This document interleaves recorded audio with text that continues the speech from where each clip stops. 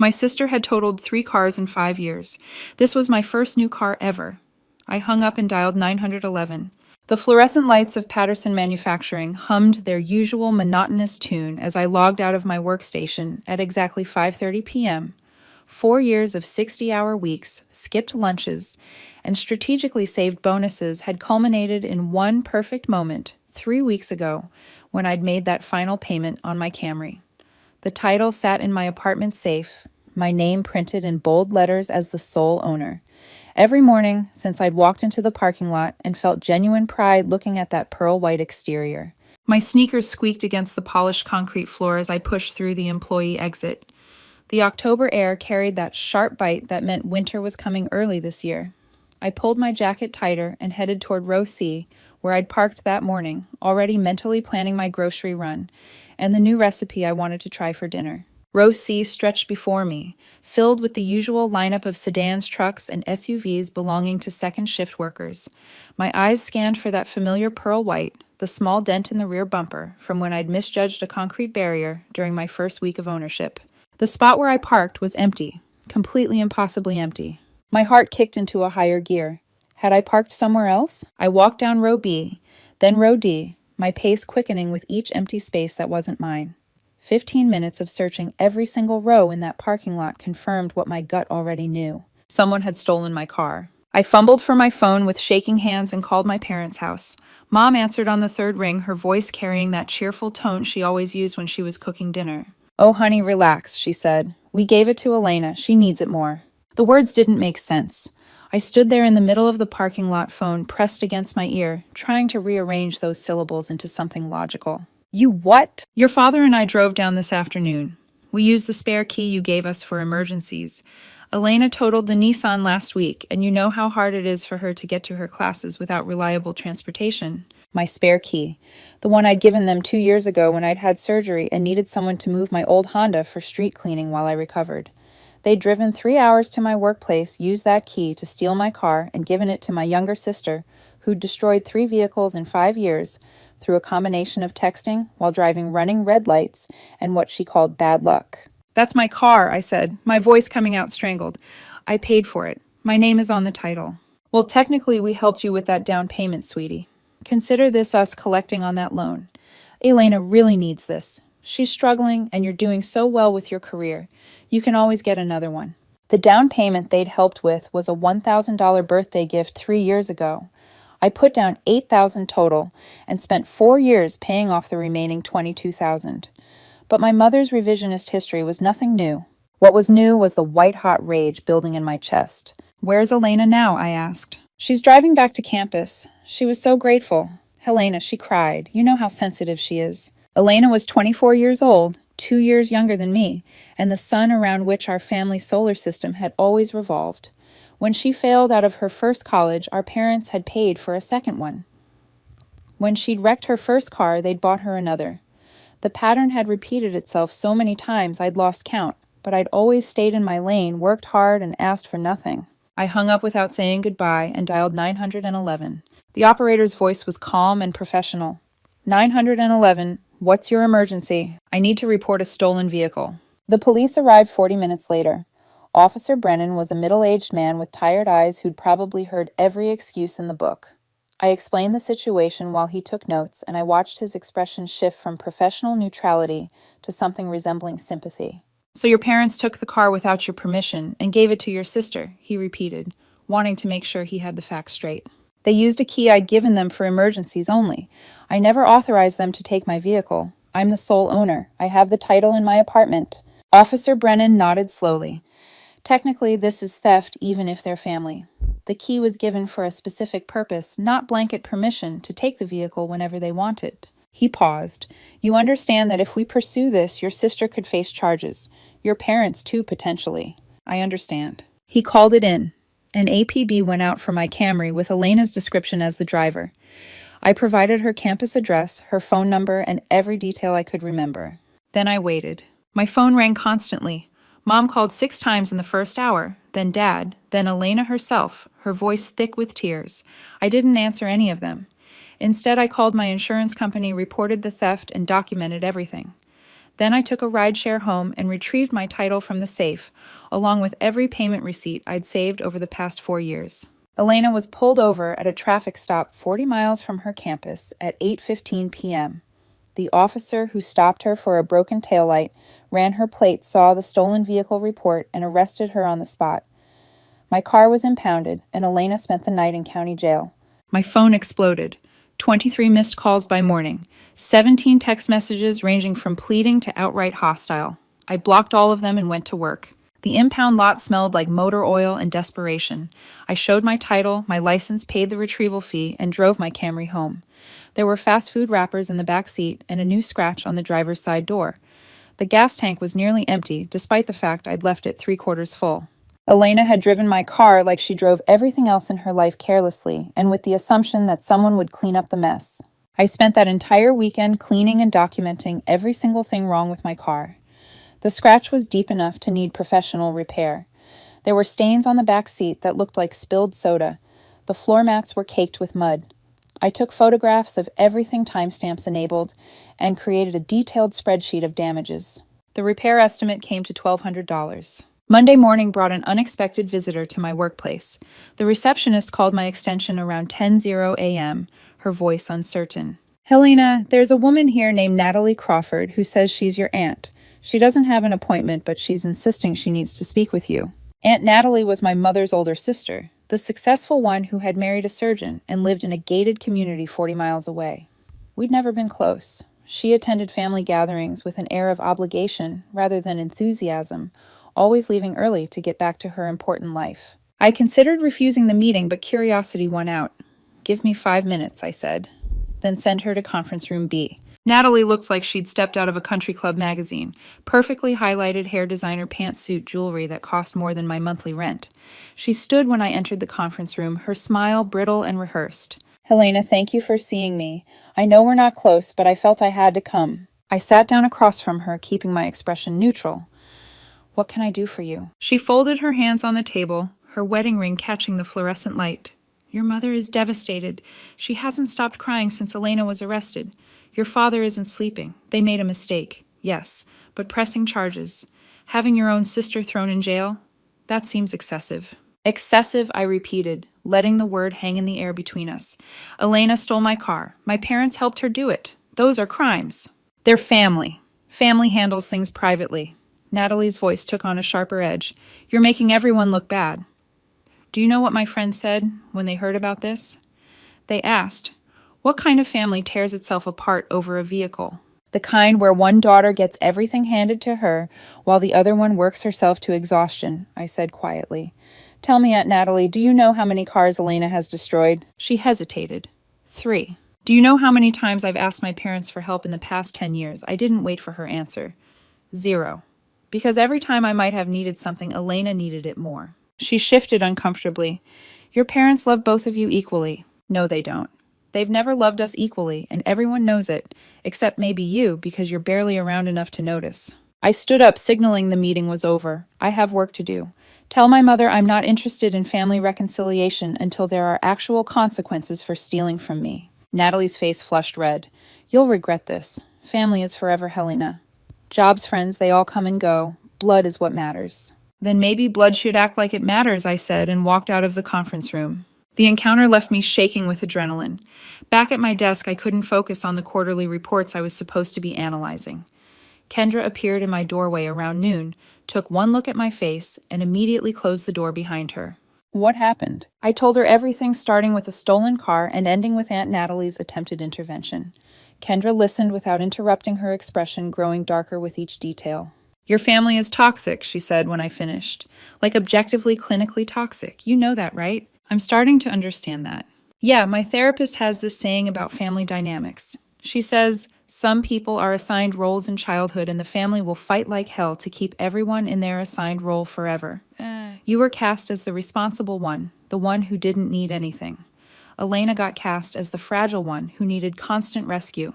Your parents built their whole identity around saving her, and you pressing charges threatened that narrative." I'd never thought about it in those terms before, but the framework clicked into place with uncomfortable accuracy. "So what do?" I asked. "Whatever you want," Kendra said firmly. This is your life, your boundary, your choice. But if you want my opinion, don't back down. People like your family will keep pushing and pushing until they find your breaking point. The only way to stop it is to hold the line. That afternoon, I received an email from someone named Jennifer Rothschild with a subject line that read, Family Mediation Services. She claimed to be a professional mediator who specialized in family conflict resolution. My parents had apparently hired her to facilitate a conversation between all parties. I deleted the email without responding. 3 days later, Jennifer called my work number. I had no idea how she got it, but I answered before checking the caller ID. Helena, please don't hang up. Your parents are willing to pay for any damages to your vehicle. They're willing to go to family therapy with you. They just want Elena out of jail and a chance to make things right. Tell my parents that if they want to make things right, they can start by letting Elena face the consequences of her actions, I said, and please don't contact me again. I reported the call to HR, who assured me they'd block the number and strengthen the receptionist's instructions about forwarding calls from family members. The weekend arrived with the weight of everything pressing down on me. I'd barely slept in days, running on coffee and righteous anger. Saturday morning, I forced myself to go to my pottery class, despite wanting to hide in my apartment forever. The studio was a converted warehouse space downtown, all exposed brick and high ceilings. Our instructor, a woman named Patricia, who had been making pottery for 40 years, took one look at me and directed me to the wheel in the back corner. Whatever you're carrying, she said, simply put it into the clay. I threw pottery for 3 hours straight, my hands covered in wet clay, the wheel spinning beneath my fingers. Each piece was imperfect and raw, but the repetitive motion was meditative. By the time I left, my shoulders had dropped from where they'd been tensed near my ears, and my mind felt clearer than it had in weeks. Sunday, I did something I hadn't done in months. I went to visit my grandmother on my father's side. Grandma Ruth lived in an assisted living facility on the other side of town. She was 92 years old, sharp as ever, and had never particularly liked my mother. About time you visited, she said, when I walked into her room. Sit down and tell me why you look like you've been through a war. I told her everything. She listened with the patience of someone who had lived through the Great Depression and raised 4 children on a factory worker's salary. When I finished, she was quiet for a long moment. Your grandfather, God rest his soul, had a brother named William, she finally said. William was a drunk and a gambler. Lost everything he ever had. Then came asking family to bail him out. Your grandfather helped him once, twice, 3 times. The 4th time he said no. What happened, I asked. William hit rock bottom. Lost his house, his wife left him, spent a winter living in his car. That's when he finally got sober. Took him 5 years, but he did it. Became a different person. He and your grandfather reconciled before William died. She looked at me steadily. You know what your grandfather said to me? He said saying no. That 4th time was the hardest and most loving thing he'd ever done for his brother. The story settled something in my chest. Do you think I'm doing the right thing, I asked. I think Elena has been driving drunk on your parents' enablement her whole life, Grandma Ruth said, and you just took away the keys. Whether it's the right thing or not, I can't say, but it's honest, and sometimes honesty is the best we can do. I left her facility feeling less alone in my decision. Monday brought more legal developments. Laura Hendricks called to inform me that Elena's public defender was filing a motion to dismiss based on family dispute grounds, arguing that this was a civil matter rather than criminal. Will it work, I asked. No, the vehicle was taken without permission and driven by someone with a suspended license. This is absolutely criminal territory, but it shows they're getting desperate. Laura paused. I need to ask you directly. Are you sure you want to continue with prosecution? This is your last easy off-ramp. Once we get past the preliminary hearing, backing out becomes much more complicated. I thought about the spreadsheet of damages, the years of being overlooked, the casual cruelty of my mother's voice saying, you can always get another one about a car. I'd sacrificed so much to afford the complete lack of consideration for my feelings, my ownership, my autonomy. I'm sure, I said. The preliminary hearing was scheduled for 2 weeks out. In the meantime, my parents launched what I could only describe as a full-scale campaign to change my mind. They sent letters, had different relatives call and text, and even showed up at my apartment building. I'd informed the building manager about the situation, and he'd been kind enough to intercept them at the lobby and refuse them entry. Uncle Dennis left me a voicemail that I saved as evidence of harassment. His voice was slurred. He'd clearly been drinking when he called. You selfish, your sister made one mistake and you're destroying her life. I hope you're proud of yourself. I hope you end up old and alone with nobody who gives a damn about you. I forwarded the voicemail to Laura Hendricks, who added it to the case file and suggested I consider a restraining order if the harassment continued. Work became my sanctuary. I arrived early and stayed late, throwing myself into projects that required total concentration. My manager, a woman named Carolyn, who had worked her way up from the assembly line, called me into her office one Thursday afternoon. "You've been putting in a lot of overtime lately," she said, not unkindly. "Everything okay?" I gave her the abbreviated version. Family conflict, stolen car, legal proceedings. Her expression shifted from concern to something harder. "My brother stole from me once," she said. $10,000 from our mother's estate that was supposed to be split evenly. He claimed she'd promised it to him, but I didn't need it as much. Sound familiar? "What did you do?" I asked. "Sued him. Won. Haven't spoken to him in 15 years. She leaned back in her chair. "People told me I was throwing away family over money, but it wasn't about money. It was about respect. About him thinking he could just take from me and I'd accept it because we shared DNA. Do you regret it?" "Not for a single second," Carolyn said firmly. "My life got better when I stopped letting toxic people drain my energy just because we were related. You're doing good work here, Helena. Don't let anyone make you feel guilty for having boundaries." The validation from Carolyn, from Grandma Ruth, from Kendra, it built a foundation under me when everything else felt like quicksand. I wasn't crazy. I wasn't cruel. I was simply refusing to participate in a dynamic that had never served me. The preliminary hearing arrived with cold rain and gray skies. I dressed in my best professional outfit, navy pantsuit, simple jewelry, minimal makeup. Laura Hendricks met me outside the courtroom, her expression serious. The district attorney's office called me 3 days later. The prosecutor, a sharp-voiced woman named Laura Hendricks, laid out my options. I could press charges for grand theft auto, or I could let it drop. If I pressed charges, Elena would face felony prosecution. Your parents could be charged as accessories. "What would you like to do?" Laura asked. I thought about every birthday where Elena's gifts had been bigger and more expensive than mine. Every Christmas where the imbalance was explained away with "she needs more support right now." Every family dinner where my accomplishments were footnotes to Elena's struggles, which were somehow always more important, more worthy of attention and resources. I thought about 4 years of overtime and carefully budgeted meals so I could afford my car payment while watching my parents hand Elena money for emergencies that always seemed to involve concerts, trips, or new clothes. "Press charges," I said. Before I hung up, Laura mentioned something that made my blood run cold. "We pulled Elena's driving record as part of our investigation. Did you know she's had 7 accidents in the past 5 years? Not 3. 7. My parents had lied about the extent of Elena's recklessness. Or maybe Elena had lied to them. Either way, the number was staggering. Laura emailed me the full driving record. Rear-ending someone while texting, running a stop sign and T-boning a minivan, sideswiping a parked car and fleeing the scene. The list went on. She'd accumulated 16 points on her license before it was finally suspended, and that suspension had happened after she'd failed to appear in court for a reckless driving charge. I printed out the entire record and sat at my kitchen table reading through each incident. The minivan she'd T-boned had contained a mother and 2 small children. They'd all been hospitalized, though thankfully with non-life-threatening injuries. Elena had been found at fault, and her insurance had paid out a massive settlement. How had my parents looked at this history and decided the appropriate response was to give her another vehicle? How had they justified stealing from me to enable someone who was a genuine danger on the road? That evening, I did something I'd been avoiding. I went through old family photos on my laptop looking for proof of the pattern I'd always felt, but never quite articulated. The evidence was overwhelming once I knew what to look for. Christmas morning, age 8. Elena opening a pile of presents while I sat to the side with my 3 modestly wrapped gifts. My parents had explained that Santa knew Elena needed extra love that year because she was struggling in school. High school graduation.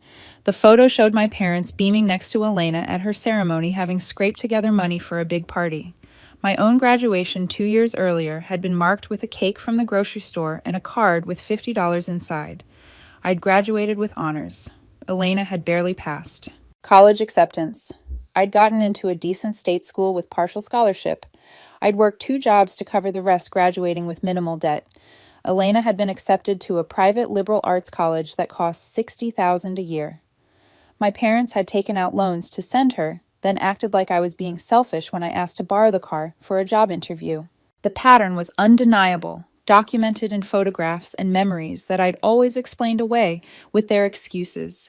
Elena was struggling. Elena was sensitive. Elena needed more support. Meanwhile, I'd been invisible unless I was needed to play the role of successful daughter at family gatherings, proof that my parents had done something right. I closed the laptop and walked to my window, looking out at the parking lot, where my Camry sat under a streetlight, the scratch on the driver's side door gleaming in the artificial light. Tomorrow I'd take it to the body shop and pay for repairs that shouldn't be necessary. I'd pay with money I'd earned through hours of work that Elena had never had to do because our parents always caught her before she could hit bottom. Well, not this time. My phone buzzed with a text from an unknown number. "Helena, this is Father Tom from St. Catherine, SS. Your mother asked me to reach out to you. She's very distressed about the situation with Elena. I'd like to offer my services as a mediator if you'd be willing to meet. Sometimes godly counsel can help heal family wounds." I'd been raised Catholic, attending St. Catherine's every Sunday until I moved out at 18. Father Tom had baptized Elena, presided over her first communion, and counseled her through various difficult periods in her teenage years. He'd never shown the slightest interest in my spiritual well-being beyond perfunctory greetings after Mass. I typed back Father Tom with respect. "This is a legal matter, not a spiritual one. Elena committed a crime. I'm allowing the justice system to handle it. Please don't contact me again about this." He responded within minutes. "The Lord teaches forgiveness, Helena. Vengeance belongs to Him alone. What you're doing to your sister goes against everything Christ taught about mercy and family." My hands shook as I typed my response. Christ also taught about consequences and justice. Elena has never faced real consequences for her actions. Maybe jail time is exactly the mercy she needs to finally change. I'm blocking this number now. Goodbye. I blocked him and added his number to the list I was keeping for Laura Hendricks. The harassment was escalating, becoming more coordinated. My parents were clearly rallying every resource they had, calling in favors and guilting people into intervening on their behalf. The next morning, I woke up to find my car had been keyed. Someone had scraped a message into the driver's side door, right over the scratch Elena had left. Family traitor. I documented it with photographs, called the police, and filed another report. The responding officer was a young woman named Officer Martinez, who took the vandalism seriously, checking for security cameras in the area and taking detailed notes. "This is escalating," she said, echoing my own thoughts. "Have you considered a restraining order against your family members? I'm starting to think I need to." She gave me information on filing for protective orders and suggested I document every contact attempt, every threat, every incident of harassment. Judges take this stuff seriously, especially when there's a pattern of escalation. You have the right to be safe. After she left, I called Laura Hendricks and told her about the keying. She was silent for a long moment before speaking. "Helena, I've been doing this job for 12 years.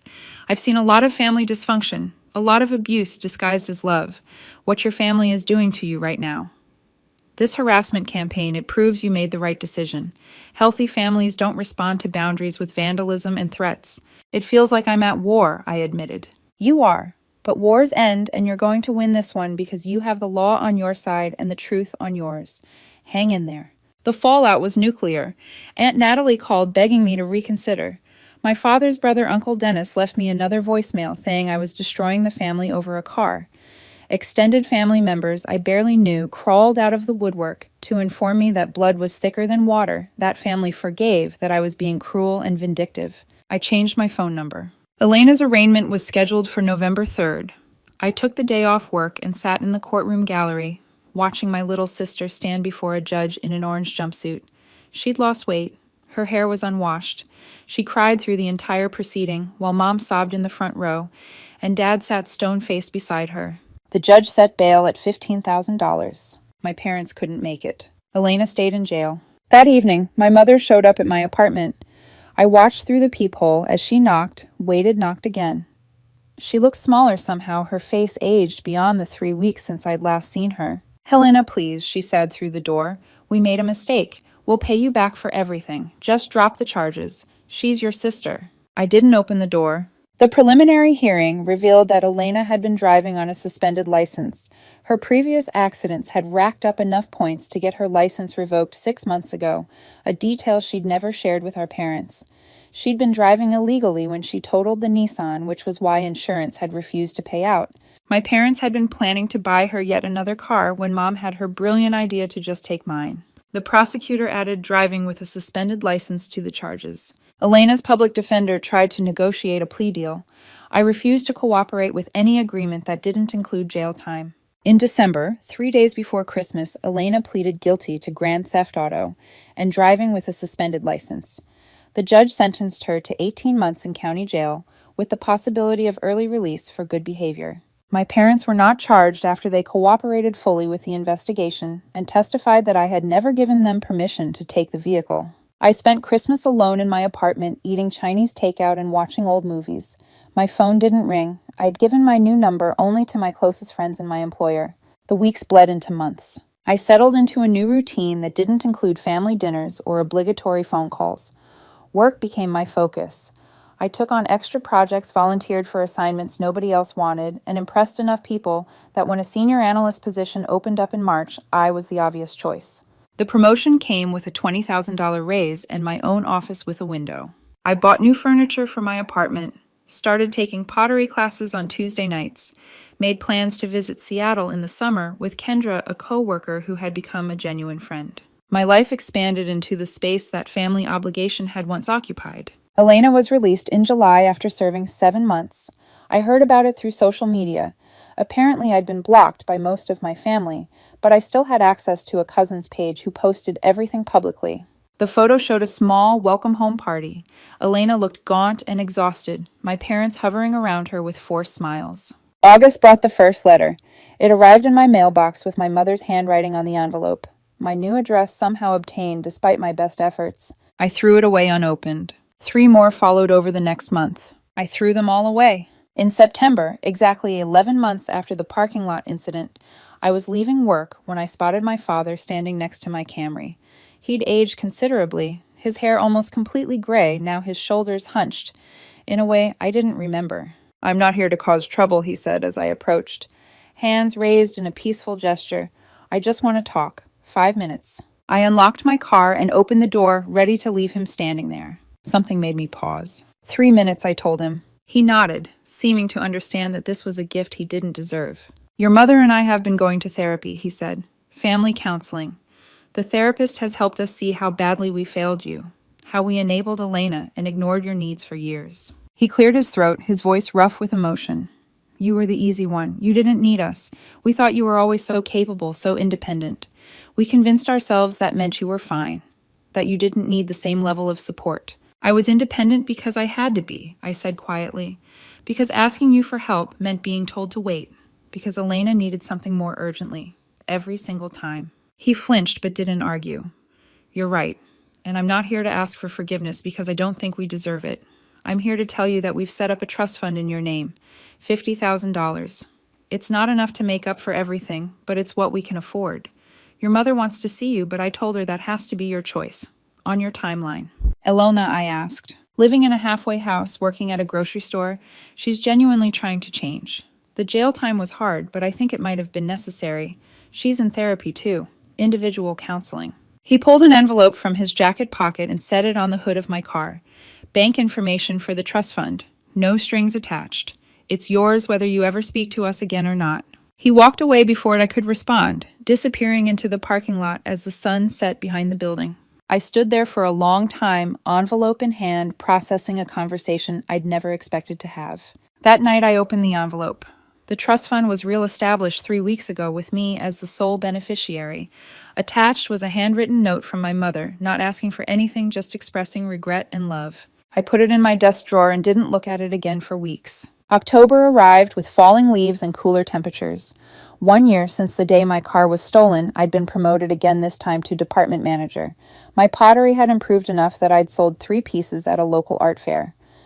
Kendra and I were planning a winter trip to Colorado. My life was full in ways it had never been when I'd spent all my energy managing family dynamics and swallowing resentment. The wound where my family used to be had scabbed over the scar tissue, tough and protective. I didn't know if I'd ever be ready to let them back in. Maybe someday I'd respond to my mother's letters, meet my father for coffee, see if Elena had genuinely changed. Or maybe this permanent distance was the healthiest option for everyone involved. Some relationships don't survive the truth about what they actually are. But on that October evening, driving home in my Camry with the windows down and music playing, I felt something I'd spent 26 years chasing. Peace.